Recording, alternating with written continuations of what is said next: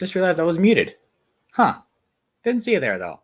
I was just catching up on, reading up on Islam. Yeah. So you might be wondering why I'm wearing both a beanie and also, you know what? I'll just explain it. I'll give it a minute before I explain. Because, let me find, there's a YouTube video that I want to show you guys. Definitely want to, I'm sure you guys have seen it already. But you know what? I still want to basically, I want to react to it in front of you guys, you know?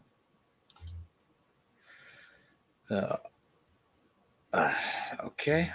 So, uno momento. It is called, oh, yeah. Yeah. Yeah. Bada bing, bada boom.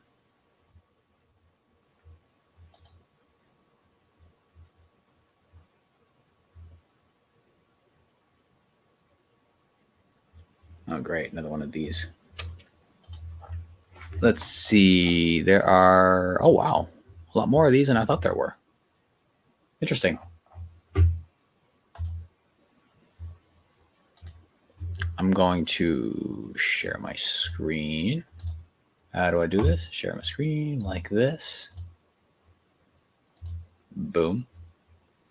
Here we go. Dow, as you can see here, it's Dawa Diaries number 2, based in the Philippines.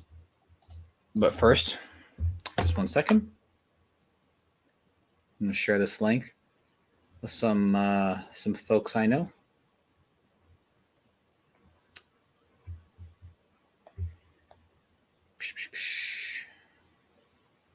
No, not that one.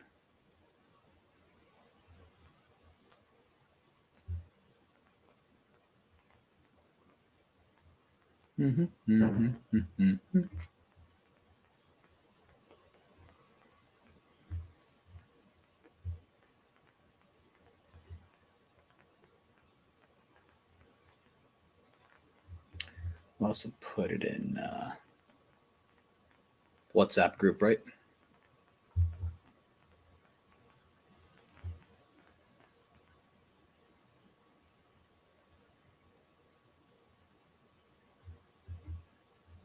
No.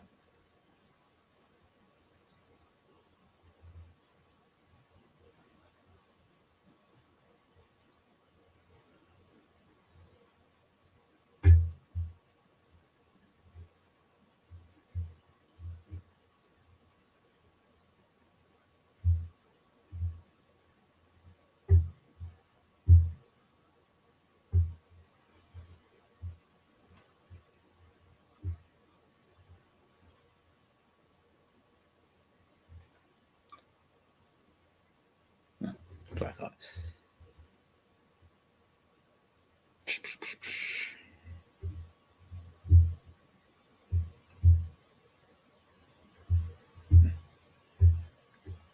Yeah, that'll do it for now. Oh, alaikum salam rahmatullah. Bada bing, bada boom. Oh, sorry, wait, hold on. I gotta try this first.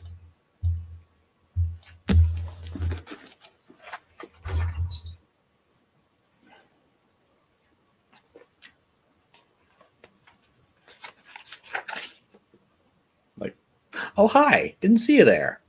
Yeah, I was just catching up on reading up on Islam.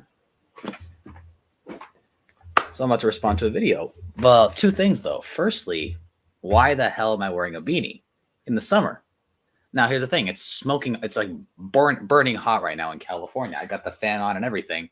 But you see, I can't even do this. Warriors won. Golden State Warriors, 4th NBA Finals championship. Enough said. Okay, now that I did that, I honored them. Now I can take this thing off, and now I can feel normal. Now, why the blue light glasses? Well, very simply, I don't know why, to be honest, other than the blue light. But I mean, I've been staring at this computer for the past, I don't know how many years. And today, for some reason, I need blue light glasses. So that's I have a blue room as well. So, you know. Anyway, let's get to this video that I find very inspirational. Bada bing, bada boom. How do I do this? Let's see here. Walaikum salam. Walaikum salam. Rahmatullahi wa barakatuhu. Share the screen. Here we go. This is, as we can see here, this is Dawah Diaries number 2, the Philippines.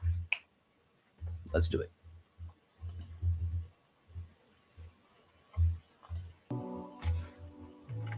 Oh wait, hold on. Let me know if you guys can hear it, by the way.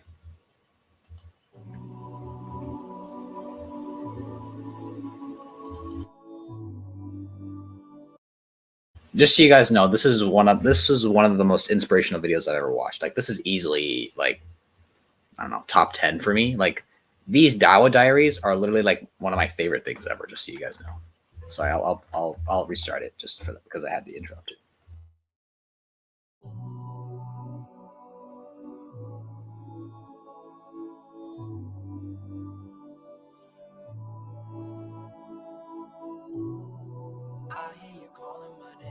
Abu Bakr is telling us stories about how hitmen have been sent after him to kill him because he's been giving so much dawah and people are accepting some. And the hitman comes and says, smash the door because there's a lizard there. The lizard half stuck in the door. Right? But we got these little scooters, yeah? Whoa. And I'm like, the story gets crazier, yeah?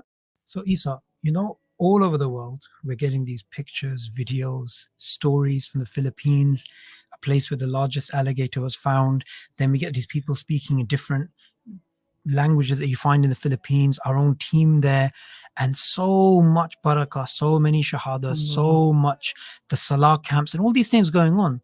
The question, of course, that many people are going to have in their mind, like, how did it begin? How did we just decide one day, wet finger in the air, let's go Philippines? How did it work? So the origin story, yeah? You'd be surprised to find out how this started. SubhanAllah. It's all from Allah. Allah does all these things. When you look back on it, you're like, wow, you can connect the dots. We were in Malaysia with Hamza. Hamza had a course there for another organization. He said, why don't you guys come and do a dawah mission as well? We said, brilliant. Me and Salahuddin, we went. We go there, we meet someone called Fadli, right? And we're doing the dawah mission. Malaysia is going great. We're doing dawah, feeding the homeless. It's brilliant. Everyone thinks Malaysia is a Muslim country. It is, mashallah. It's got 40 to 45% of the country is non-Muslim, right? Yeah. Because of a lot of different nationalities there. And I know they're Malaysians, but they have different religions. And so we were there, we're doing dawah. And then I'm thinking, we're in Far East Asia, right? Why? Because at IRA we have got funds and we have to be careful about it. Why would we fly back and then fly back again to all these other countries? Because we're so close to them.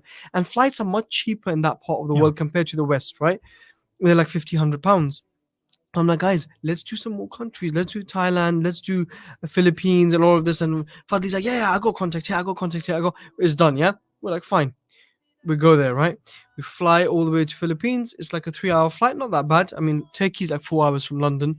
And we fly there and we get there and you reach and then we come out and we meet the brothers, right? And the guy there, Fahad, he looks just like Fadli, yeah? They look very similar. So we joke with Fadli saying, this is your brother, yeah?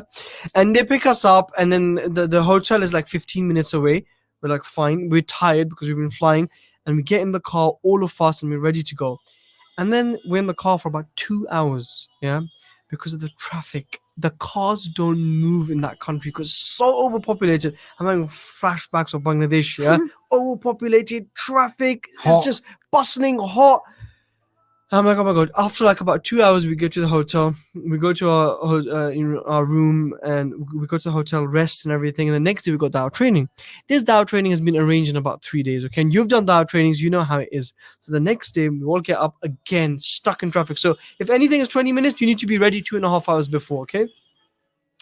So we're about to go. And then I get close to the venue. And then I forget that we left something at the hotel. Oh, there was a mistake. So it takes an hour and a half to go back to the same 15-minute distance and then go back. And bro, it's crazy. But anyways, finally, Salahuddin's already training. We reach, because we're not training. Me and Melo are doing like the filming and stuff. And we reach there, bro. And I look inside and I'm like, what is going on here? Brothers and sisters, we have over 150 people here from all over the Philippines who have come for this dawah training. Just this table here, live like a 2 days drive away from here. So they caught a flight and we brought them in, alhamdulillah. In England, we're lucky if we get 30 people. It's packed. We do the dawah training. It's great. We go out to do some dawah in the park. Eid al-Adha. Sorry. Damn advertisements. I will say this though, the story is actually, here's the thing. I don't know about you guys, but this right here is a dream come true for me, right?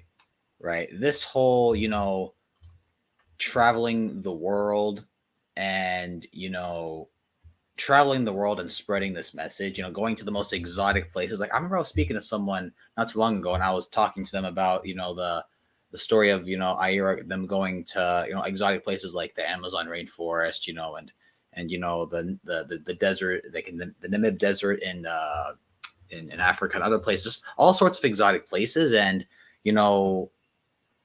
like that mixes two of my favorite things in the world, traveling and also dawah, right? Two of my favorite things in the world just coming together like that. It's like the best thing ever. So, this is definitely what do you call it? This is definitely this is a dream of mine. It's not when it comes to me. Yeah, actually, here, let me give I'm sorry, I never put the link out here. Anyone wants to come join here? Here's the link. Here you go. There it is. You can feel free to click the link. All are welcome. Alaikum Assalam, Community for Islamic Research. Good to see you. The nerd is in the house. You got that right. I mean, come on, man. You guys know, like this, all the difference. You guys are all here for this. You all know. Don't deny it. Don't deny it. Let's continue. We do the dawah training. It's great. We go out to do some dawah in the park. So the most important thing to remember, purify your intention purely for the sake of Allah subhanahu wa ta'ala. It's amazing, mashallah. The people taking shahada as well, and it's brilliant. And then we leave, and we're like, you know what? That was great, mashallah, but that was a difficult mission. It's so much traffic, it's hot, and even the food, like, it's not palatable for us. We're not used to that kind of food, yeah? It has a strange smell. We're not used to it, yeah? We leave Philippines, yeah? And we're like, yeah, it was a great country, but we really don't want to go back again. Inshallah, we will, but it's not like, it's difficult. It's a tough country. So we're like, fine. We come back to England, everything's fine. None of this crazy, these shahadas and stuff happens. We're in Philippines, Fadli has come because he's doing something else, like a tour or something, but he's in the IRA office. And he's like, Hamza, I've planned an island trip in Philippines. We're going to different islands to give dawah. Because Philippines is made of islands. So everyone thinks, holidays and stuff. No, it's made in islands because there's so much ocean. You have to travel. You can't drive to Birmingham from London. You have to cross the ocean and go on boats and ferries and stuff. So he's like, I'm going to do some different islands with the brothers. And I'm like, oh man, but I'm like, Hamza, why don't we do this for our next fundraising campaign, right? Show people the work. And Hamza's like, yeah, sure, why not? And I'm like, okay, Fadli, let's do it, inshallah, right? And then we go again. But last time we went to Manila, it's called Metro Manila. That's the popular city. This time we go to Cebu and other places, right? And that traffic isn't there. And then we're like, fine. And then we start going around and stuff. And then we meet somebody called Abu Bakr. Oh, yeah. Why are you saying, oh, yeah? You know what I mean? No, he's a... Now, you see, this next part here is something that this part of the video is specifically inspired me. Because when I think of how some people have devoted their entire lives to spreading this message, there's many different examples you can come across, but this one in particular, it's definitely pretty cool. You're about to see right here. Legend. Bro, we meet this brother called Abu Bakr, right? We travel to his place. He picks us up in Cebu, yeah? Cebu is the main city. And we go to the hotel and everything, and we relax. And then we get ready. We start planning, inshallah. We have our meetings and stuff. And then we go to where Abu Bakr stays. You have to go 3 hours, and then you have to stay in a hotel there close by, near his community. And these are the worst of the worst hotels. Everything smells. It's very difficult for you to identify the smell, but in here, it really stinks.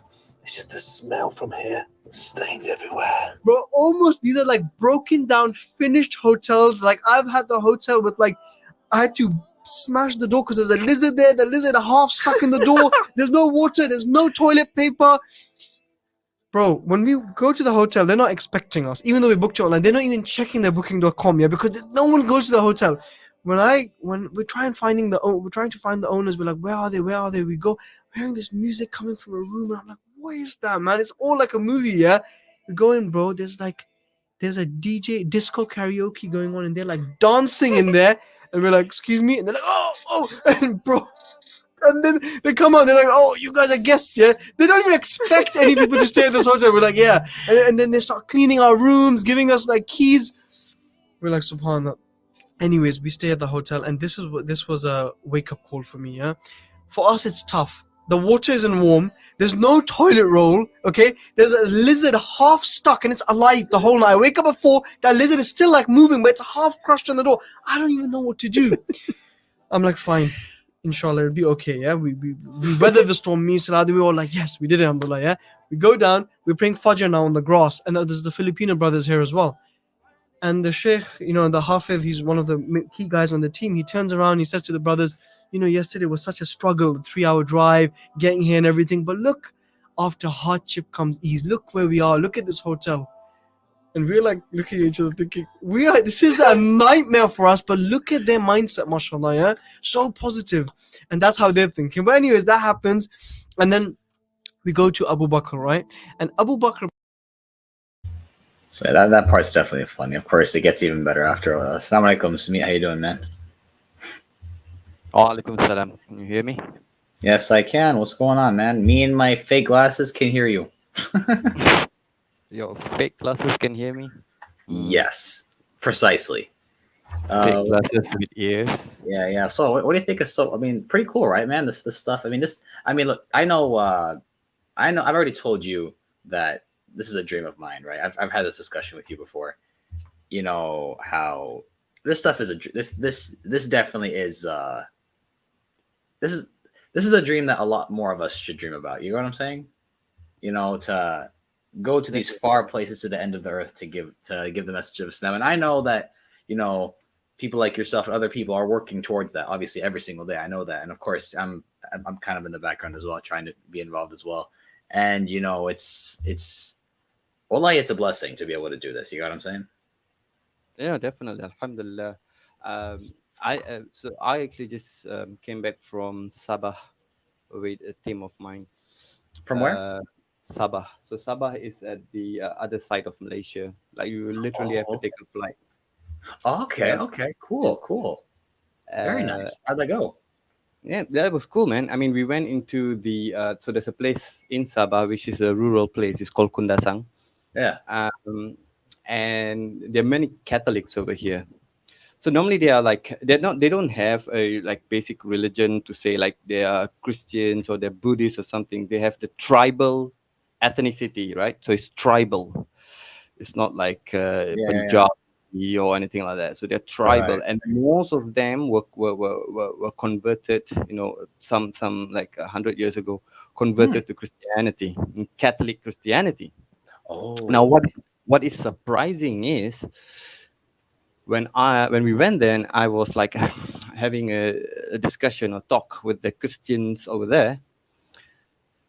The reaction is very different compared to the Catholics around the world, because when you talk about like, hey, do you know that Jesus, Isa alayhi salam is mentioned in the Quran, and they were like, yeah, we know, such a good, Quran.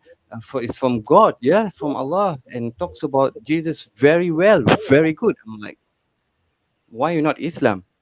My whole family has taken the Shahada Islam. I'm waiting for 1 or 2 days or 1-2 years. For what? No, I need to find out if it's real.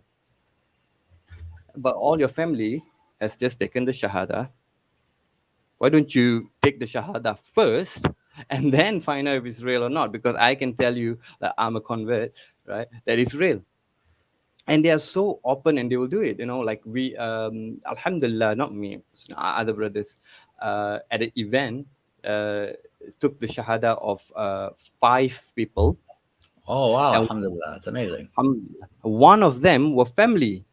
Husband, wife, and 3 children. Oh, wow. Really? Yep. MashaAllah. That's amazing, man. That's an amazing. You see, guys, Sabi here is living the dream, man.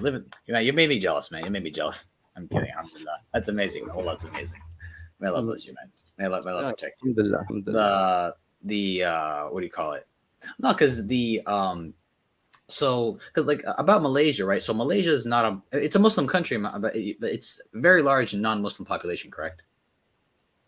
No, the biggest population is of course the Malays who are Muslims. Yeah. But we have large populations of non-Muslims, like Right, Buddhists, right. Chinese, and Uh-huh. the tribal.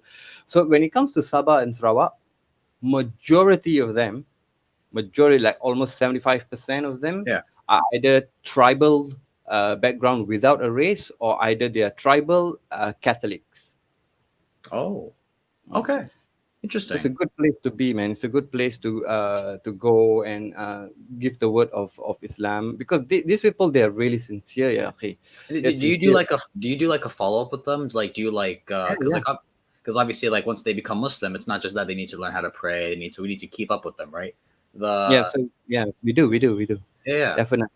So Oh, cool, once you take the shahada, we exchange numbers, and then so we have a WhatsApp group with other revert brothers in there who handles this. So that's the group who handles like non-Muslim. Beautiful. 'Cause obviously we can't be doing everything, you see. Yeah, 100%. So we break it up. Okay, like this person have picked the shahada. If they are family, they go into a different group. If they are individuals, they go to different group. Of If course, they yeah. are It's very sisters, organized, obviously. yeah. Alhamdulillah. That's great, man. That's great. That's amazing. May Allah bless you, man. That's incredible. May Allah bless you. I guys be sure to look. There'll be some stuff coming out very very soon, inshallah, related to that. Right, Smee? That is true. That is true. Very Smee. But shh. I didn't hear it. You didn't hear anything. You didn't hear anything. Alhamdulillah. Not yet. At least. Let's continue. Yeah. So to whoever who's listening here, right? If you're in Malaysia or planning to come to Malaysia, contact us. We are making another trip to the peninsula, to the other side, where it's Sabah and Sarawak. We want to try to get a team over there, because there's no team on ground in Sabah and Sarawak to actually be there with the brothers and sisters who have actually reverted. We can only do so much through Zoom or through online platforms, but being there physically with them, that is what we Nothing like it. Yeah. Like, I can do it. I'm not saying that I'm talking. Some people may say that, oh, you're talking, why don't you do it? I can do it. I'm all up for doing it, but then you have like me and another two brothers versus people taking shahada, alhamdulillah, at a rate of 10 to 20 every single day. MashaAllah. So that's a good problem to have. That's a good problem to have. Alhamdulillah. Yeah. Alhamdulillah. I will be there. I will be there on the ground. If anyone else who wants to join in, just let us know. If you want to come for a visit or anything, like if you want to come to talk to the rewards or anything, let us know. We invite you for that. Yeah. That's amazing, man. It's amazing. Well, that's amazing. May Allah bless you, man. Let's continue this, inshallah. And if there's anything you want me to if you want me to post any links or something, just send them to me. I can post them if there's anything you want me to send. But anyway, let's continue. Let's continue. Okay. Yeah. Basically has like a village. Yeah. And it's called Cebu Medina Community. And I'm like, what is Cebu Medina Community? Yeah, bro, he's got a village of new Muslims. Allahu Akbar. He said there's only like 2 people here who are born Muslims. Rest are all new Muslims. Him, his wife, his kids. He's built a masjid there from his family back in Canada who was sending donations. Abu Bakr doesn't have a lot of money, yeah? They built a whole big masjid, yeah? It's still not painted and stuff, but they're making it work. And there's like kids there, and they've got like rickshaws that they sponsor, so they can ride the rickshaw, they can earn money and do dawah, sustainable projects. They've got livestock. I'm like, what is going on? It's just like community rules. They all gather together in one places. And people stay in the masjid, like Ahl Sufa. Abu Hurairah, he used to stay in the masjid of the Prophet ﷺ, right? And these are some of the people who they didn't have too much money, and they would stay there, bro. They were following these principles in the middle of the Philippines. And I'm like, what is this guy? Abu Bakr also was an engineer. He used his skill to build a radio station, like from whatever he could find, broadcast it to the local villages, bro. Today, he's at 4,000 shahadas from that radio station, bro. And I'm like, the world doesn't know about these people. They don't know that these exist. And this is one of the reasons we're doing this podcast and these videos, so people learn, right? So we see Abu Bakr, but this is not, the story gets crazier, yeah? Abu Bakr is telling us stories about how hitmen have been sent after him to kill him because he's been giving so much down. People are accepting Islam, and the hitman comes and says, "You're not as bad as they said. You're helping people. Why should I kill you?" Yeah. And subhanAllah, this is the kind of story, yeah. But Allah will protect these people, yeah. And then we go on a ferry and we go to this island, yeah. And there's a close by island. He's like, "We need to give dawah here." We get there, and then basically we're like, to get in there, because we just came in a ferry. They're like, "Okay, we need to get to those villages." So they give us scooters, right? So they're only like £5 for a scooter or something, yeah. So we all get on the scooters. And it looks like a team of like. I remember that. Okay, we haven't got Harley Davidsons, right? But we got these little scooters, yeah. Whoa, whoa, whoa, whoa, whoa, whoa, whoa. And one brother's falling and cutting up his thing, but we all make it, yeah. And then we get to this first village. Okay, and this is like the first time I'm also experiencing something like this. We get to this village, and we start giving dawah, and Abu Bakr's giving dawah, and he's got his screen, he's got his team around him. We're giving dawah, bro, and there's like 200 something people there. We're like, brilliant, we're gonna give them dawah. Melo, make sure you capture us spreading the message. Our job is to convey the call. Alhamdulillah, job done. Nobody will force anyone. If you believe the truth is between you and God. You know, what we eating after this? We can't have Filipino food, guys, because we're not used to this fish that you guys have, and that's how we're thinking. We're like, we're gonna do dawah, and then we're gonna wrap up the day, no problem. But then, bro, we gave them dawah, and then Abu Bakr's like, "Okay, who wants to accept Islam?" And 200 people accept Islam, and we're like, "Okay, mashallah." Ashhadu, we're saying it with them. Abu Bakr's like, "Isa, come, please do it, yeah." And I'm like, "Mashallah, ashhadu Allah." They're all taking shahada, bro. Then they pull out the hijabs. Yeah, and they're giving out hijabs to the sisters, yeah, and they're all wearing the hijab, and they're telling them, we're showing them how to pray salah, and I'm like, what is going on? And they're like, this is normal for Philippines, and I'm like, okay, how is this normal? Turns out Philippines was a Muslim country, like Malaysia and all these countries, they were Muslims. Then King Philip came, and the Spanish came. Philippines is the only Christian country in the Far East, the only country in the Far East that's a Christian country. They came and they basically made them convert on the sword, yeah. So when you tell them you're a Muslim, they all know they were Muslims, right? So they kind of have that in the back of their head. Then you show them the Trinity and how it doesn't make sense.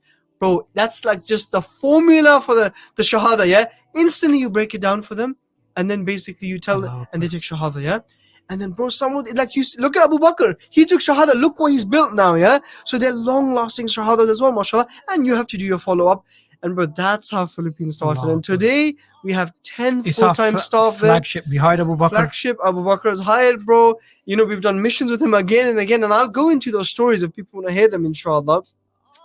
There's so much more, but this was the initial flagship mission. And then, so look, remember the first trip where it's like traffic, we don't know what's going on. It's so difficult because you think, what's the practicality of dawah in this country? If we're sitting in traffic for 4 or 5 hours, it'd be difficult. But then we see this and we're like, whoa. So this all started from that Malaysia mission, subhanAllah. But it was absolutely incredible. And now people see the videos. Now in Philippines, we're going to so many different levels. And even the plans for next year that we were talking about. Plans for next year, bro, it's going to be a complete different beast. And you know, it just shows you fundamentally that Allah knows His people. We've got big plans ahead for next year, inshallah. Yeah, inshallah. It's going to be incredible. 10x, inshallah. This world, I hear you calling my name. My name.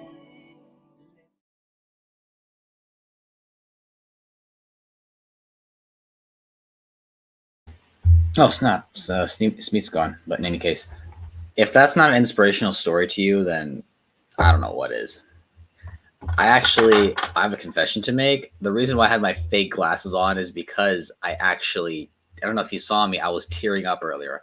Because I tear up so many times. I've watched this video and many other Diaries videos so many times. And I can't tell you how many times I've teared up. Just, man, it's like, so that's why I had the glasses on. So it's a bit harder to see, but in any case, what do you call it? In any case, anyway, if anyone wants to, actually, is it still on the here? Let me let me pin the link just in case, because I posted it earlier, but maybe you won't be able to find it. And if there's another video, makes you want, yeah, exactly, yeah, you know, it makes you really want to go out there. It makes you, it's just it. To say that it inspires you really is like an understatement, because, you know, it's really, you know, it's like when I first saw these dawah, I don't really remember I don't really remember too many times in life where I saw somebody or I saw something or like I saw a video or I saw something and I was like, I want to do that. I want to be there. I want to do that. I want to get involved with that. It's very, I don't really remember that happening to me too many times in life. Definitely when I saw this video, well, this isn't the first video this isn't the first Dawa Diaries video I saw, but when I saw the series of Dawa Diaries, definitely was like, that's something I have to do one day. Something I have to do. Something I can't not do that one day, inshallah. Indeed. Let me sorry, I'm just gonna pin the link in my in the live chat. If I just find the link and I pin it, there it is. So anyone who wants to join can go ahead and just press the pinned link. In any case, do you guys want to see one more? Maybe do you guys want to see? Or should we just save it for later? Here, I can. I've got there's also other stuff we could. Oh wait, oopsie. There we go. No, it is very cool. Definitely, it's unimaginable actually. I can. Let me actually find. You guys want me to respond? What, you guys want to see another Dawa Diaries video, or I can find something better actually here. I can actually. You guys can't see this. No, you can't. Sorry, because I had something something I can't publicly show on my because I had to.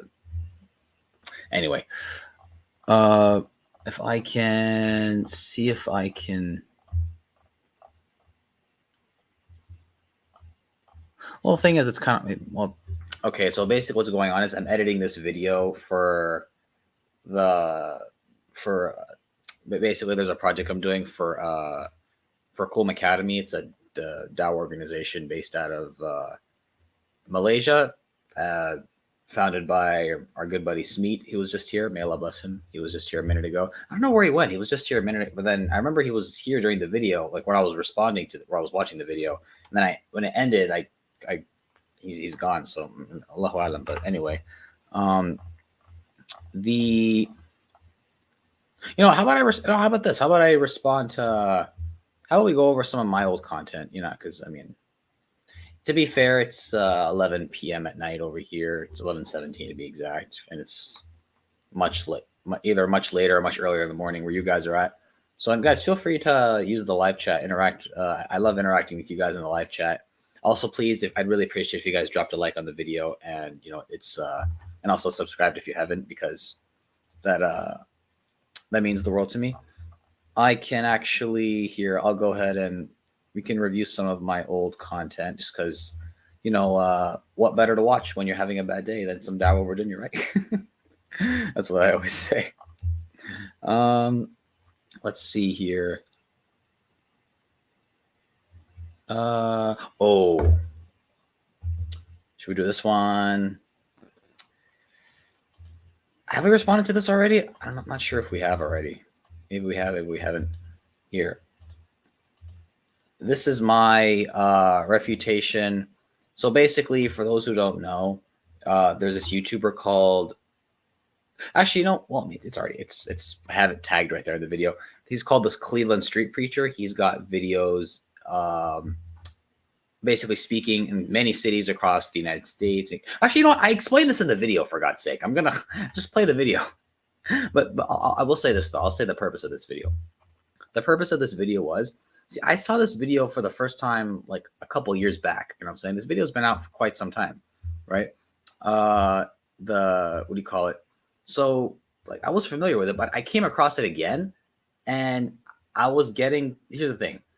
I remember the first time I watched this video, the video I'm responding to it in the video I posted, I got like secondhand embarrassment.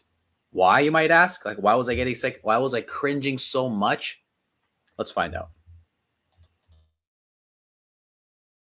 Assalamu alaikum to all you fine folks out there. You see, I came across Assalamu alaikum to all you fine folks out there. You see, I came across this video a long time ago. It has over 1 million views. However, before I wasn't in the habit of making response videos. Now I am, so I thought I'd do something about it. To give you all some context, this guy, he's a street preacher, has a YouTube channel with many, many videos, some with, hundreds of thousands of views, preaching in many cities across the United States, Canada, and a number of other places. This video in particular just happens to be the most popular video on his channel with over 1 million views. Yes, sir. Now, you see, something actually to keep in mind, and I was discussing this with someone else earlier. A lot of these channels, they're not necessarily anti-Islam channels, right? But they're Christian missionary channels, so they're bound to have at least a couple of videos on Islam, right? And so even though this guy's channel is not anti-Islam person, like it's not, like it wasn't, how do I say this? Most of the videos on this channel are not about Islam. In fact, very few are. There are some. There are like a decent amount, but for the most part, it's not about Islam, right? If Islam didn't exist, this guy's channel, well, actually, maybe it wouldn't, because like I said just now, this video is his most viewed video by a long shot. But it's not like close with other. This video is his most viewed by a long shot. It has over 1 million views. That's what I remember. I don't remember exactly how many, but this is his best video on his channel, and unfortunately, you're about to see why. Remember the words secondhand embarrassment. Just keep that in mind. So, did Jesus ever claim to be God in the Bible? Yes, he did. Revelation chapter 1, verse 8, Jesus calls himself the Almighty. All right, so where does he say, I am God, or where does he say, worship me? He never says that. Okay, if somebody says they're God, there's no need to say worship me, because God already is implied to be worshipped. So if Jesus says he's God, he doesn't have to say worship me. So, okay, so stop listening to Zakir Naik and Ahmed Didat. Stop listening to these clowns of Satan teaching you with their poison and putting it in your brain. Now, I said this in my last response video, and I'll say it again. Don't get yourself into conversations regarding topics that you're not well experienced in. The lack of knowledge mixed with overconfidence can be very, very self-destructive, not only to oneself, but also to the ummah. Listen to Jesus, Revelation chapter 1, verse 8. You asked me a question, I gave you the answer. Jesus says he's the Almighty. John chapter 8, verse 58, Jesus says, before Abraham was, I am. What does that mean? Tell me. By the way, guys, did I respond to this video or before? Like, sorry. Did I respond to my own video, like this same video I posted on my channel? Did I respond to this already in a previous stream? I feel like I have. I must have been half asleep or something. I don't know. Please forgive me. But in any case, oh wow. Yeah, I agree. Yeah, he I mean, it's I forget exactly what it was. I looked this is a while ago actually, but I remember reading like 3 verses before this where it explicitly refutes him. I don't remember exactly what it was. Like I think as far as I remember, I could be wrong, but the one being called the Almighty in this verse was actually God the Father, not Jesus. That's what I recall. I could be wrong, but from what I remember, it was God the Father who's actually being referred to as the Almighty in this verse. I remember, I think if you read 3 verses prior, that's where it clarifies that, but in any case, but that's besides the point, to be quite honest. I didn't really care for the argument this guy was making. What was bothering me was that this Muslim here, this young Muslim here, I don't know, 15, 16 years old, why the hell would he, I mean, look, I doubt this kid is actually watching this, is going to watch this video, watch this stream, right? But I still would, but I don't mean this like I got nothing against him, right? May Allah bless the brother. May Allah keep him steadfast. May Allah preserve him and give him knowledge, inshallah, bi'idhnillah. But that's just it. He approached this person to speak with him lacking knowledge, right? He approached this person, the street preacher, and, I'm going to get into more details as to why you shouldn't do that. But, you got this preacher, microphone in his hand, yelling out X, Y, and Z. And actually, another thing, but also keep this in mind, guys. Keep this in mind. This guy, don't feel too bad for. I'm not talking about the kid. I'm talking about the preacher. This guy here. You guys, I don't know if you guys can barely see my mouse. I'm talking about this guy here. I'm not talking about the kid. I'm talking about the preacher, right? This guy, just a minute prior in the video, at the very beginning of the video, he calls out Islam.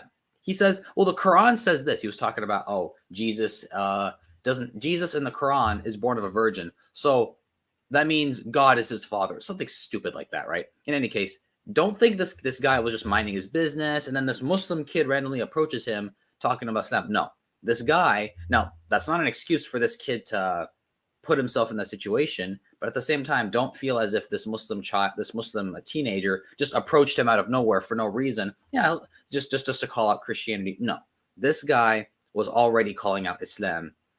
Once again, that doesn't mean that you should approach them. You shouldn't entertain them. You shouldn't, especially if you're not experienced in it. I've confronted missionaries online and also in person before, and even I would think twice before approaching someone like this, especially because in the situations where I had done it, the person was speaking one-to-one. He didn't have a microphone in his hand yelling out to a crowd, right? This person, the person I had dealt with, right, was at my community college. Now, to be fair, I'm not saying it was the best choice to approach him, but the guy wasn't, with a microphone screaming out loud. It was like one-on-one. It was mutual. It was respectful. It was cool. It wasn't one person with a microphone screaming out to the crowd, right? It was. But in any case, that's not the point. Point is, actually, I'll just let the video. The point is, you'll see right now. Did Jesus die on the cross? Did you answer my question or no? As much as I admire the bravery of this young Muslim brother, it's needless to say he was not prepared for this conversation. He was not expecting, probably not even aware of the responses that were given by this Christian street preacher. My humble and sincere suggestion to anybody who's going to discuss with Christians is, why discuss the content of the New Testament before you establish the authenticity of the New Testament? But anyway, regarding the verses that have been quoted thus far, I'll go ahead and leave a useful link in the description below. So you didn't even listen to what did I say? So if you guys go check out that video check out the link in this video, and actually if you go to my YouTube channel, that's one of the most popular videos. It's towards the top of the channel. It's like the third video. You can go in the description and find the link, and if you guys want me to post it, I can post it. In any case, the problem is basically what I just said now. This kid here, he wasn't aware of the responses. When you make arguments, you need to be aware of the responses people will make, right? You need to go do some research. You need to go ask knowledgeable people. How do they usually respond to this? Because look, even if an argument is true, that doesn't mean people aren't going to be able to respond to it. Now, does that mean the response is going to be good? Maybe, maybe not. For example, if you go to a Christian and tell them, God is not a man, right? A man walking on earth with a date of birth cannot be God. They're going to have a response for that. Now, is it a good response? Is it a logical response? Is it an academic response? Might be, might not be, right? Then they might say something like, well, God lowered himself and became a man. So you need to then know how to respond to that. And if you can't, that may not be the only response, maybe other responses. That's just the response I'm familiar with. You need to be aware with how to respond to the responses as well, right? You need to understand these arguments up, down, left, right, not just, well, this argument sounds good. And I agree with the argument, but just because an argument is true, that doesn't necessitate that you're going to win the argument, or not even, it's not about winning an argument, but it doesn't mean you're going to be able to defend the position, right? If I come and say, oh, it's the equivalent of saying, Islam is true. Okay, obviously I agree with that statement, but it's not just about what you say, it's how you say it, right? Provide your evidence, right? Understand what you're saying, how to support it, and understand the responses to it and how that's supported, and what's the evidence for that, or is there evidence for that? You need to understand the argument up, down, left, and right, and that includes understanding the responses and being prepared for the responses. That's why oftentimes listening and watching debates is very useful, because you get to see both sides. You get to see both sides make arguments and both sides respond. And of course, you can decide which is best and which one is most well articulated academically and etc. But simply watching, kind of like what this guy said earlier, he said something like, stop watching Zakir Naik and letting him fill your brain with garbage and stuff.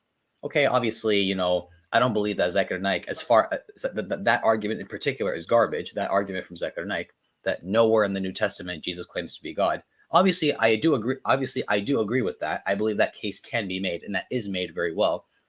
The problem is, obviously, Christians will respond to that. They have verses that they'll need that they'll appeal to. Oh, before Abraham was, I am. I am the Father are one. Stuff like that. The verses like that, verses we've all heard a million times. Now there are responses to each of these, right? You need to be aware of them. And if you're not, don't go to these conversations. And by the way, on top of that, even if you know the response to something, that doesn't mean you're going to be able to articulate it correctly, right? I know people, like, for example, someone told me recently, it's one thing to know how to know the responses, because some of these are so common. We've heard them a million times, but that doesn't mean that everyone knows how to articulate them. Just because you know the answer, it's like, for example, it's like public speaking. You know what you're saying. You may know what to say, and you may know the information, understand it wholeheartedly, but that doesn't mean you're going to be able to, that doesn't necessitate that you'll be able to convey it clearly and articulate it clearly, right? Those are two completely mutually exclusive battles you have to fight, and they're both essential, right? So you need knowledge and experience, or you need knowledge and coaching, I guess you could say, because obviously there's a first time for everything, but you need coaching, you need mentorship, you need you need to learn, not just self-teach. I mean, it's very rare. It is possible to teach yourself some of these things, but it's very difficult, and it's much more efficient, and also, how do I say this? More efficient and also more effective. I guess that's the closest word I can think of. When you learn from somebody someone you trust, someone someone who is knowledgeable in that field. Again, teaching yourself, it is possible, but it's a much slower ride. It's a much more bumpy ride. In any case, so you need knowledge, and you need either experience or coaching, right? Preferably both, I would say. Preferably both. You need coaching and experience, right? Sometimes one or the other is fine, but I would say both. Let's just make it three things, right? You need knowledge, coaching, and experience. And these three will complement each other, because through experience, you gain knowledge. Through coaching, you get experience, right? So knowledge, hold on. Oh, snap, I'm forgetting them myself. SubhanAllah. Knowledge, experience, and wow, I'm an idiot. Wow, SubhanAllah. Oh, man. Oh, SubhanAllah. No, that's it. Knowledge, mentorship, and experience, right? And these three complement each other. You need all three of them.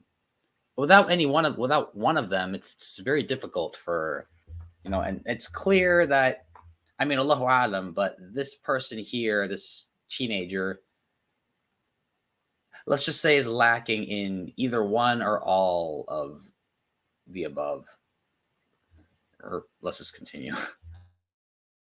You're not even listening, bro. Did Jesus die on the cross? Did Jesus die on the cross? Did he die on the cross? Yeah, he did. All right, so was that the flesh? Is that part of the Trinity or no? Yeah, his flesh died on the cross, but his spirit was risen up, it says.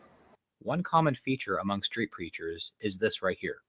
He's holding the microphone, which means he's in full control of when this young Muslim gets to speak and when he can't.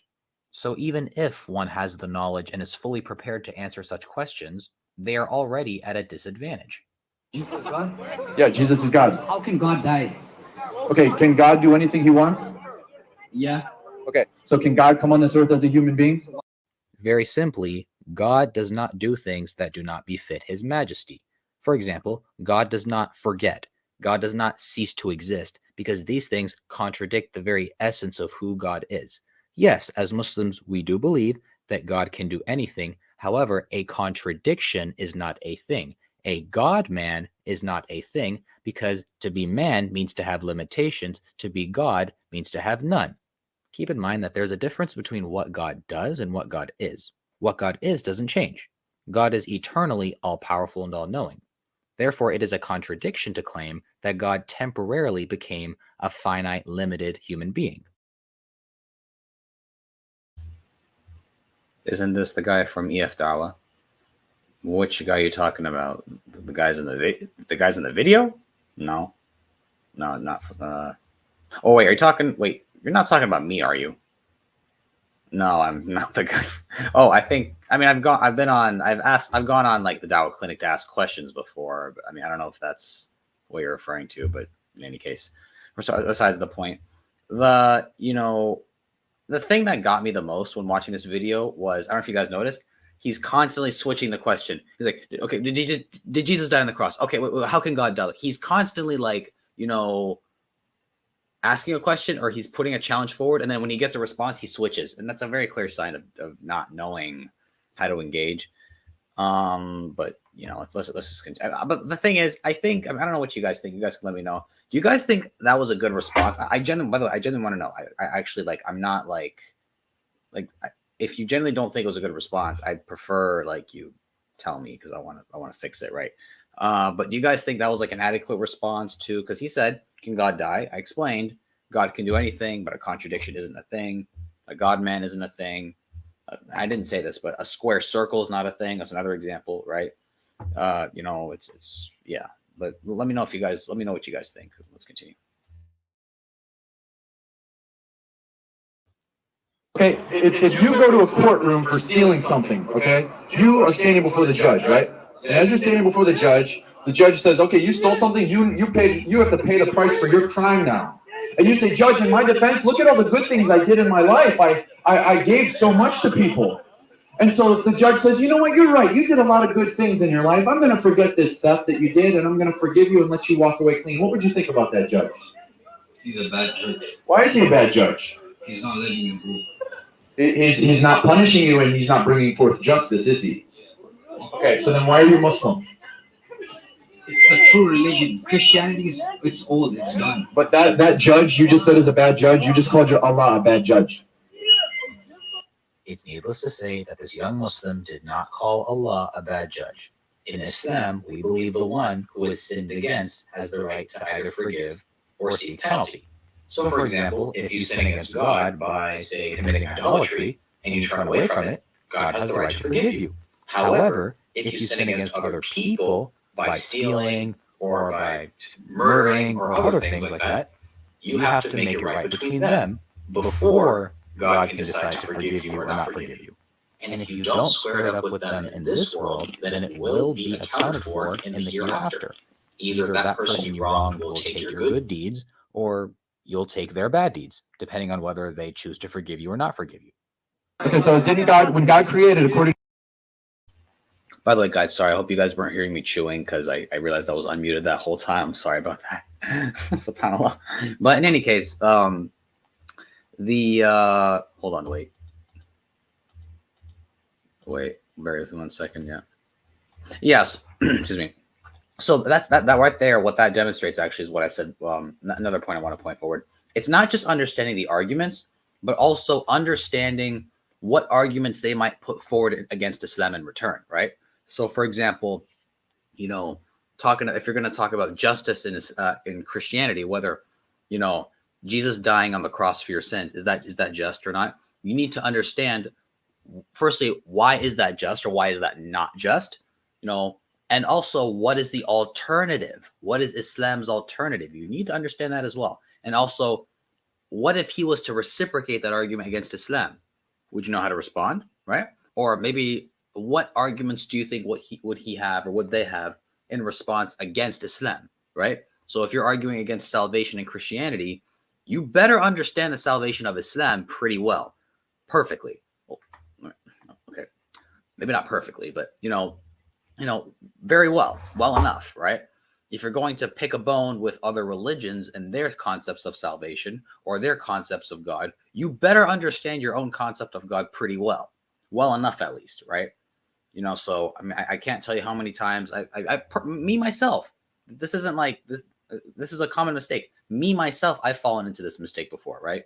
Of course, you learn over time, not you, of course, but in the initial stages, very often people do fall into this mistake. They find themselves, unfortunately, more aware of the teachings of other religions than themselves. They can list all the reasons why the crucifixion is unjust, But then when they're asked, okay, hold on, what's Islam's solution? How do you deal with sin in this situation, that situation? Oh, I need to go do research. Okay, I mean, there's nothing wrong with that response in general. I need to go do research. That's good. When you don't know something, that's how you should respond. The problem is you should know that if you're arguing that point against Christianity, why would you not know? Why would you not know that same? Why would you not be able to answer that same question if it was put against Islam, right? Now, excuse me, because keep in mind, when you give da'wah to somebody, you have to empty the cup and fill the cup back up, right? Not always, but oftentimes when you have people like this. Now, again, I'm not suggesting you approach people like this, but people similar to this guy, the Cleveland street preacher, these people have a cup that's already full, clearly, right? So you got to empty the cup first before you can fill it back up, right? So that's why, you have conversations where you can discuss, salvation and Christianity, whether an innocent human being dying in the place of the guilty, whether that's just, whether that's merciful, right? Whether that's loving, right, from the Creator. You can just have that discussion, but then you better be able, like I said, you better be ready to show how Islam is how the concept of salvation in Islam is just and loving and merciful, etc. And that's why I always recommend people focus first on apologetics. Yeah, apologetics instead of polemics. Apologetics is where you're on the defensive. You're defending your Islam. You're better understanding your Islam. You're spreading information about your Islam. And polemics is where you go after but where you argue against other religions. Where for example, if I was to make the claim Christianity is unjust for this reason, that's polemics. The Trinity cannot be true for this reason, polemics. Islam is true for this reason, that's apologetics. Muhammad sallallahu alaihi wasallam is the last final messenger of God, polemics. Apologetics. When you do defense of your faith, that's apologetics. Oh, the Quran is the word of Allah for this reason, apologetics. The Bible's not the word of God, polemics. All right, that's a confusion I had for the longest time. So anyway, let's continue. Before God can decide to forgive you or not forgive you. And if you don't square it up with them in this world, then it will be accounted for in the hereafter. Either that person you wronged will take your good deeds, or you'll take their bad deeds, depending on whether they choose to forgive you or not forgive you. Okay, so when God created, according to the Quran, did he speak it into existence with his word? Yes or no? When God created everything, did he speak it into existence? Yes or no? Yeah, all right. Okay. If the Quran says Jesus is the word of Allah, and the Bible says Jesus is the word of God, and God created with his word, that means Jesus is the creator. Say what? MashaAllah alaik. You've gone from a street preacher to a street mufassir. Y'all peeps. Let's just deal. By the way, guys, that's actually like that. The reason why I picked that clip is because that was honestly the closest depiction of the response I had, when I was watching the video, right? I think I was watching on my phone when I saw it, right? And I don't even think I was at home when I first saw this video for the first time. That was my initial response. I was say what now? Huh? What? You know what I'm saying?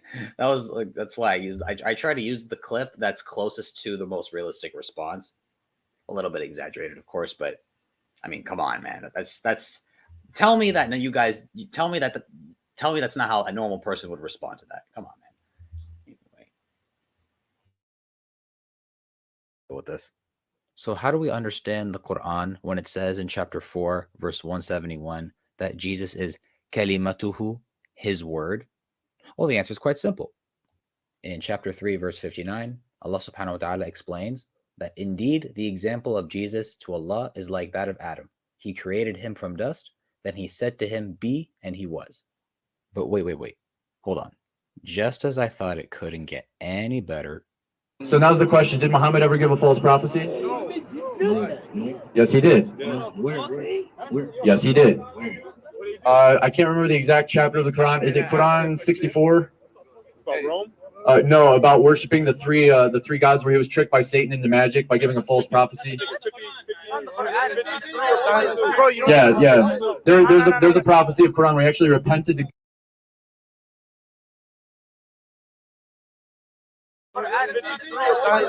Yeah. Tell me that's not the reaction, right? Tell me right now that this right here is not the reaction like you guys are having mentally, at least mentally, to that. Like, come on, man.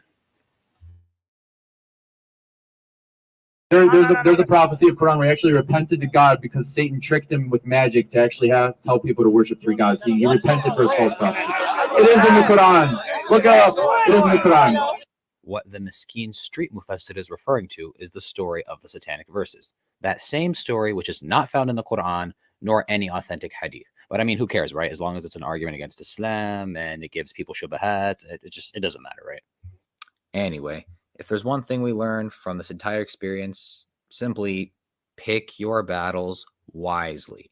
Again, just to be clear, I said it in the last video and I'll say it again. I am not an authority of any kind. This is just my sincere nasiha to anyone looking to get involved in the dawah.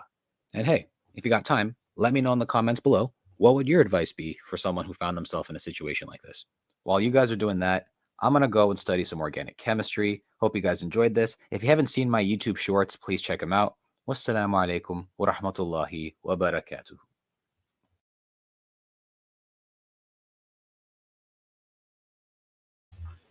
So yeah, man, I mean,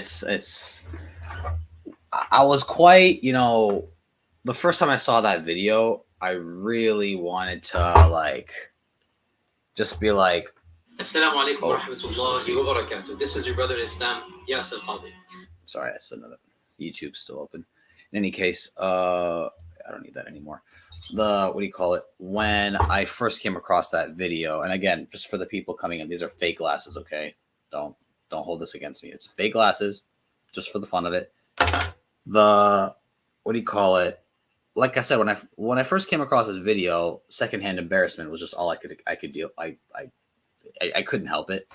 And obviously, when I first came across that video, I wasn't in the habit of making response videos. And now I am. So I thought, you know what? Why not do something about it?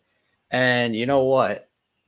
You could maybe, if somebody happens to watch your response video, maybe they could learn a lesson. Don't approach people if you're not experienced enough to deal with them. Don't talk about topics you're not experienced in or not knowledgeable in. Seek knowledge, seek mentorship. So seek knowledge, right? Read books on it, read journals on it, watch debates about it. Seek mentorship, right? Seek mentorship, speak to people that who are knowledgeable. Seek their advice, seek their knowledge, and seek experience, right? Seek experience. And I think that may be the most challenge. I mean, the other two are challenging for sure, but the seeking experience is also the most risky of them all, because obviously if you bite off more than you can chew, you can choke, and you don't want to do that. I almost choked on my popcorn. I have popcorn right here, but you bite off more than you can chew, it can be, obviously deadly. So obviously getting experience is the most, I would say, not fatal, but intellectually fatal and risky step. But that's why if you have knowledge and if you have mentorship, then the third step will ultimately fall into place, right? Of course, you need to, as I said, those three things kind of complement each other. When you gain knowledge, you'll ultimately gain some form of experience. When you gain knowledge from knowledgeable people, that can act as a form of mentorship. When you gain experience, you'll gain more knowledge, right? And when you gain more experience, you might attract the attention of people who will want to mentor you. So all these things tend to complement each other, right? So it's not as if if you have one, you won't be able to get the others, right? Obviously, if you seek all three, you can easily find all three. Not easily, but if you look hard enough. In any case, I can keep going for another maybe 2 minutes. I pinned the link If anyone wants to come on and give their thoughts, give their opinions on what we just saw. I don't want to keep going for too long. I want to keep these I mean, it's already been an hour, but I don't want to keep it. I don't want to make it go on for too much longer. Plus, I got hit the hay. But if anyone wants to come on, please feel free to click the link that's pinned at the top of the live chat. Wait, hold on. Oh, Brother Smee left me a message. I didn't see it in the private chat. Okay, cool. He came to show you. Okay, perfect. No problem. May Allah bless the brother.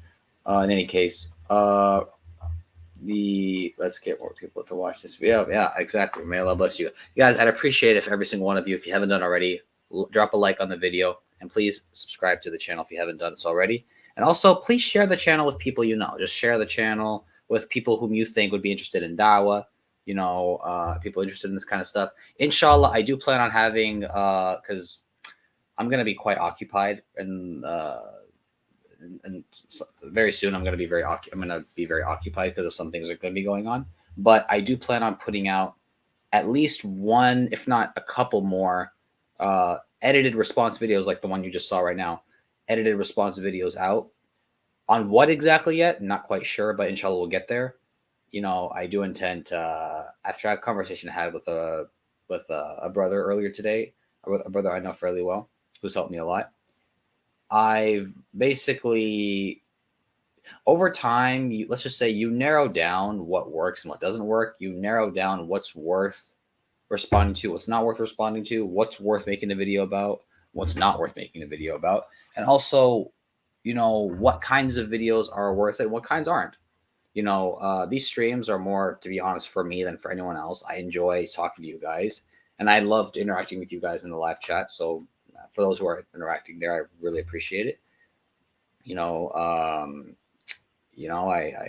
Obviously you're on other apps and stuff like that, but I mean, this is a place where I feel like it's my personal space where I can speak to you guys about what I want. And it's just it's I'd say it's more for me than for anyone. I mean, don't get me wrong, I love each and every one of you guys, but except for this guy, maybe. Except for this guy. Identify yourself. Nerd. Assalamu alaikum. Alaikum I'm the assalam. nerd, man. How you doing, man? Brother Muhammad, how you doing? AKA by the way, you have, so here, you want me to say your name? It starts with a K? No. Do not do that. I have got another pants. No. Please. All right. I was about to, because here's the thing. It's actually, What the hell? like, I can actually everyone else can't see it, but I can see it like in StreamYard. I can see it. It's the what do you call it? Anyway, just be careful when you come onto StreamYard next time. Check which name they can't see it.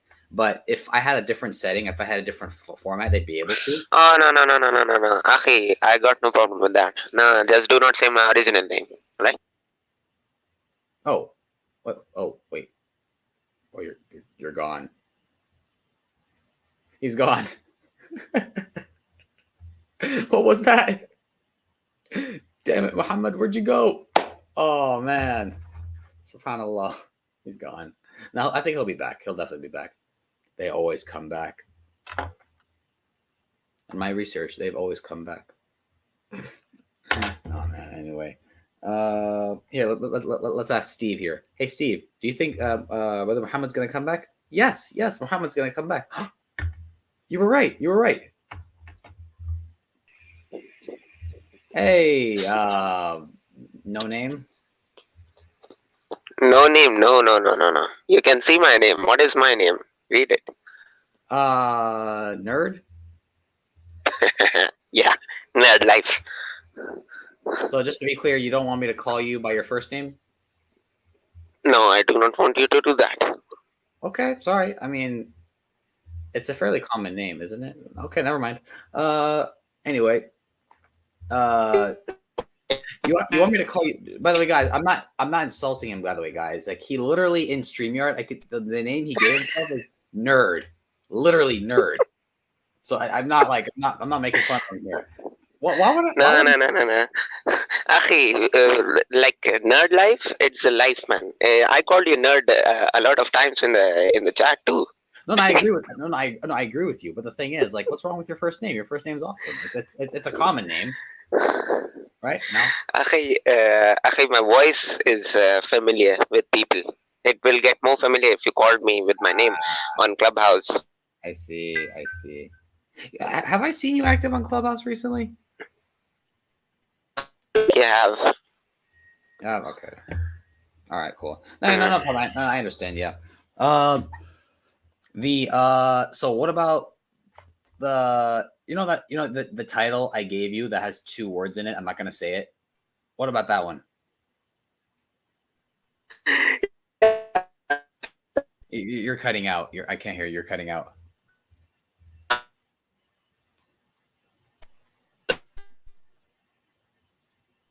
Well, I can't hear you. Wait, I can hear you now. Go ahead, say it. You can hear me? Oh, now I can.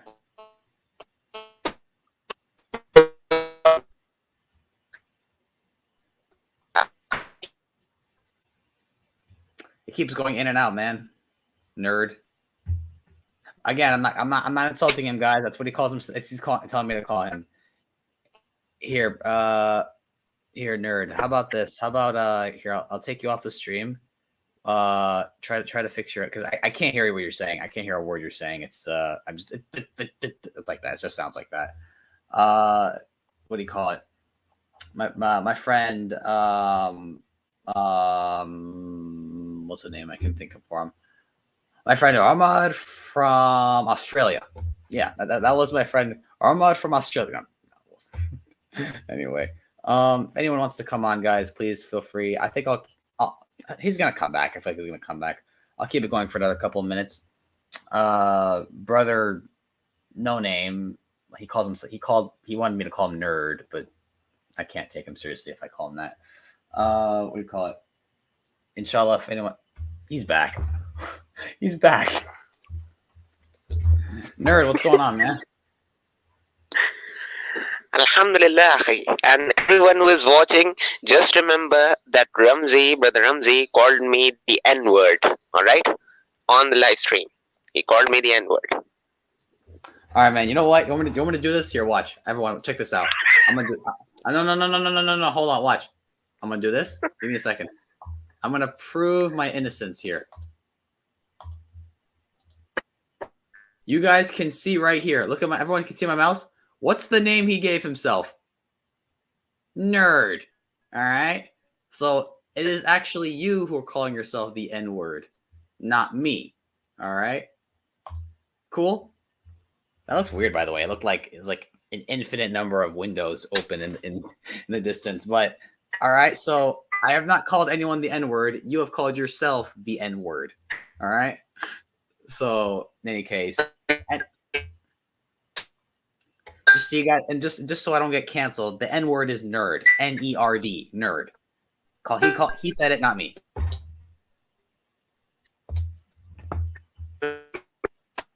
I can't hear you, Muhammad. It's cutting out again. Man, just like, come on, man. Oh shoot. Fudging gel. Shoot. I mean, I already said it one time earlier, and maybe I'll delete the stream. I'll snap. Should I delete the stream? Actually, no, let me WhatsApp him. Snap. You know what? Oh, you know what? Let me call him. Hold on. Wait. Hold on. I'm gonna call him right here in front of you guys. Hold on.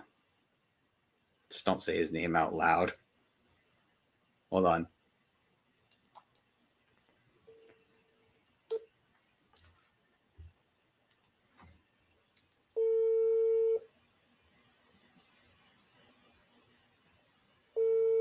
He's gonna come back here on StreamYard, I guarantee it.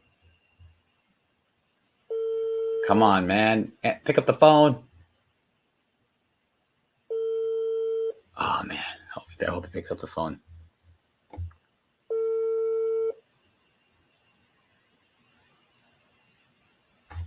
not. He didn't pick up. Damn. Here, I'm gonna call him one more time.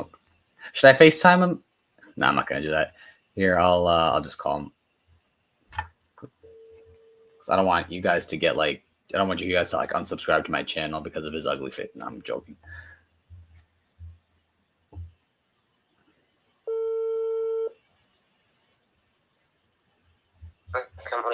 Walaikum assalam. By the way, just before you say anything private, they can hear you. Okay, I'm on stream. They can hear you. So, Mr. Nerd.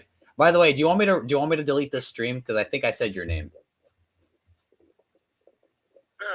It's all right. It's all right. Are you sure? I can't. It's no big deal. It's fine. I've done it. I've deleted streams before. Okay. They can hear me. Just They can hear me right now. Yeah, they can hear you. So, guys, this is my friend Ahmad from Australia. Okay, just so everyone knows. Okay. I'm joking, by the way, guys. Does he sound like he's from Australia? I thought you were. No. I thought you were going to apologize for calling me the N-word. The N-word that you called yourself? The N-E-R-D, that word? No. They can hear you, by the way. They can hear you. Well, what do you have to say to the fine folks? Tell them to subscribe. Tell them here. Tell them to subscribe. Yeah, just subscribe, Ikhwan and Akhtis, whoever they are. And remember, he did not call me the N-word. I use that N-word myself. Not life. Ah, I see. There you go. That's good. In any case, all right. Yeah, but he did call me the N-word. So yeah. Well, no, you did it yourself, man. Are you watching yourself on stream right now? Nope. No? Okay. All right. Well, you know what? I'm watching myself on StreamYard, but you know it's all right, man. You know what? I just wanted to, because I wanted to call you, make sure you didn't want me to delete the stream because I felt bad. I mean, not for calling you the N-word, but for calling you your real name. But so you're cool. Yeah, we're cool, man. All right, cool. All right, inshallah, I'll talk to you later, inshallah. Inshallah. Assalamu alaikum. And that was Brother No Name. I'm just gonna. That sounds like the only non-offensive, non-controversial name I can think of for him. Hold on, wait. I just wanna. I'm looking at this. I'm looking at my stream on YouTube right now. I want to be sure that I. Wait, hold on.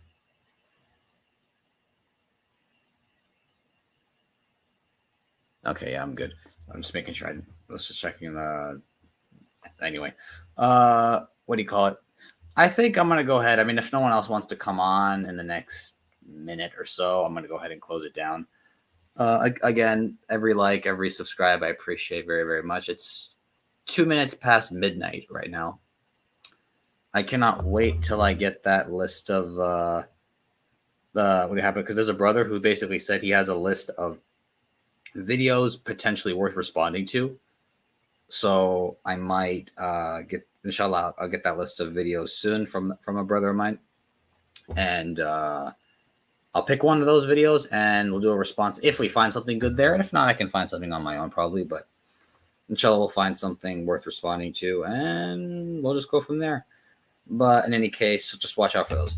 But in any case, it looks like no one's coming on, which is fine. I gotta go to sleep anyway. May Allah bless each and every one of you guys. You know, please share the channel with anyone you can. I'd really appreciate it, guys. Please just share the channel. It means the world to me. You know, like I said, every comment, and guys, by the way, this is something I want to say. Every time you guys comment under a video, it helps. It helps with the YouTube algorithm, right? Every time you comment under a video, every time you like the video, anytime you share or turn on your post notifications, all of these things do make a world of a difference, right? Because the more people who comment under a video, that shows YouTube that more people are interacting with it, more people are watching it, more people are liking it, it'll start promoting it more.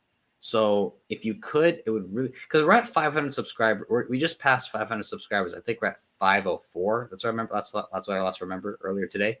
And you know, we're trying to get to 1,000. I mean, I don't know if this is really ambitious, to be honest, but Well, okay, I'd like to get to 1,000 as soon as possible. I'll just say that. ASAP, right? It took us about 6 months, actually. No, I started in January, so it's June. So yeah, about 6 months. Exactly 6 months, actually. It's been 6 months, and it took us that long to get to 500. I'd really love it if it didn't take that long. If it didn't take that long to get another 500 subscribers, right?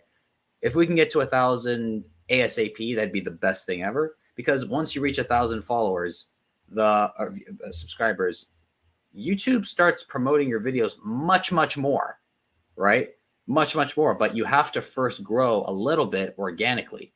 Once you reach 1,000, that's where it starts. That's where it's gonna go much. It's gonna be a much smoother ride, inshallah. But of course, we got to get there. And so, every like, every share, everything, every comment, that helps a lot. Every comment whether it's in the live chat or if it's under the video after the video's done. So I'd appreciate if all the people watching this, after the video's done, after the stream is up, if you guys would go, whenever you can, go and leave a comment under this video. It may take a minute before this is up. If you don't want to wait for that, please go to my previous streams and leave a comment under there. I'd really love that. I read every single one and I respond to as many of them as I can, right? As long as it's appropriate, as long as it's I've run into some inappropriate comments I've had to delete, but in any case, everything helps. I appreciate every single one of you guys. I hope you guys enjoyed this. Let me know what you guys think in the comment section if you can, inshallah. Jazakallah khairan. Wassalamu alaikum wa rahmatullahi wa barakatuh.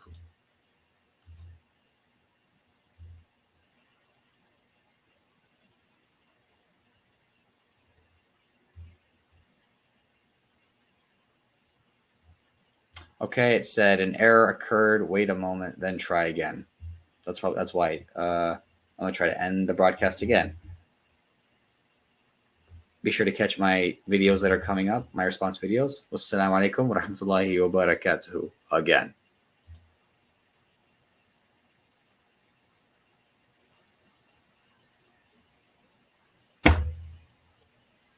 It said an error occurred. Wait a moment, then try again.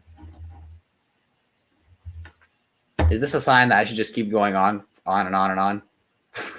I'm gonna try this again. Assalamu alaikum wa rahmatullah.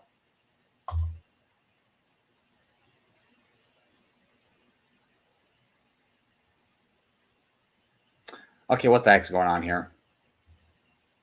If I just X out of this, if I X this out, will that stop it? I don't think it will. Maybe not.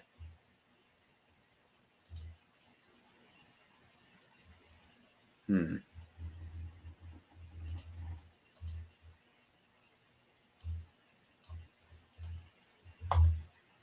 alaikum wa rahmatullah. Okay, what the hell's going on here, man? It's literally saying an error occurred. Wait a moment, then try again. I've never heard of this problem happening where you can't end a YouTube stream, a YouTube broadcast.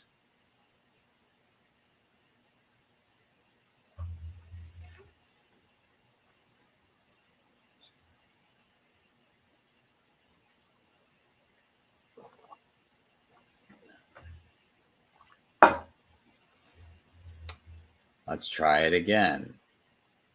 Let me give it another minute because it said wait a minute. So, oh man, let Ramsey go to sleep, man. Let Ramsey go to sleep. What, man? How are there people still watching this to this? Are you guys enjoying this? I'm sure you guys are, to be honest. A guy trying to end his stream and can't.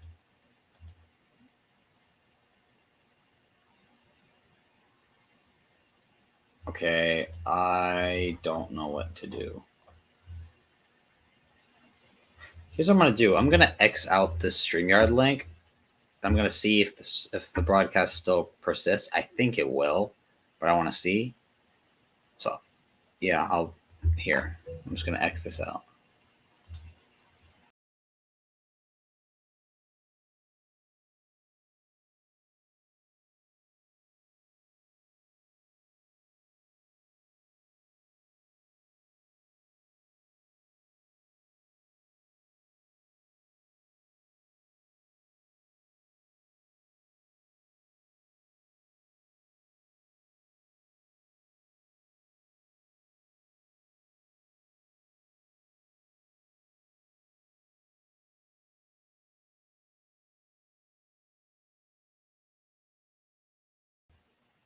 It's still live.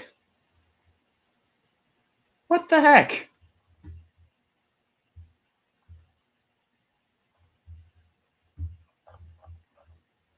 It's still live. Although, you know what? It's funny though. It's not me. It's actually not me. I saw what do you call it? On StreamYard, like the website, it said there was something going on. Hold on. I hope we're not going to be stuck together on that way. Posted 14 minutes ago. Service outage. You may be unable to create, broadcast, and go live. We are still investigating, but it appears that one of our providers, Cloudflare, is having issues. Okay, so it's not me. That's the good news. You know what's funny?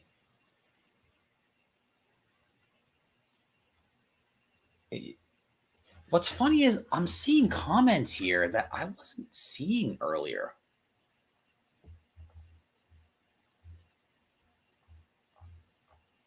Weird.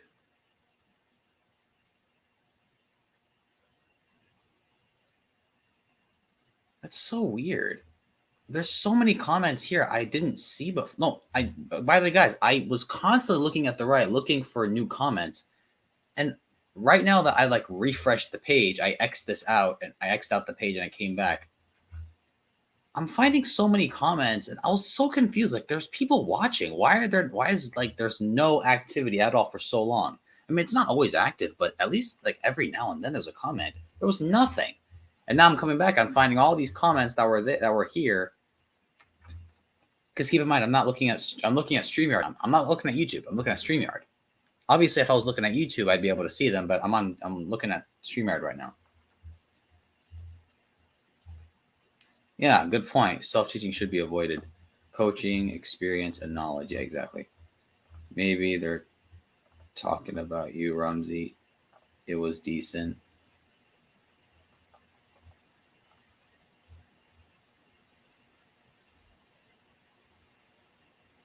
Kid should have said, Hitler got a Christian. Is he forgiven? Jesus died for us. Well, you need to know the response for. Excuse me. You need to know the response to that as well. There is a response to that as well. You need to be aware of that. But what do you call it? Totally agree with this nerd. Geek. He's strawman to Islam, but that's typical. Like Gore. Creepy smile. Okay, man, Allah bless you. Khair, inshallah. Let me try to end the broadcast.